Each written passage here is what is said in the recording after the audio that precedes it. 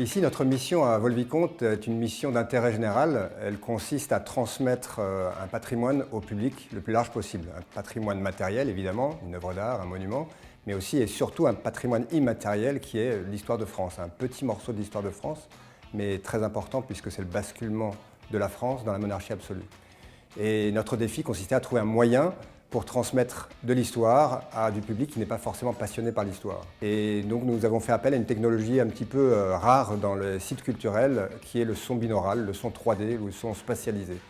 Et le public se promène donc dans le château, de salle en salle, avec un appareil fabriqué sur mesure, qui se déclenche automatiquement à l'entrée de chaque salle, et le plonge au milieu des scènes de l'histoire qui ont été réécrites et enregistrées pour l'occasion, et il les revit avec beaucoup d'émotion. Ce projet, il est innovant à plusieurs titres.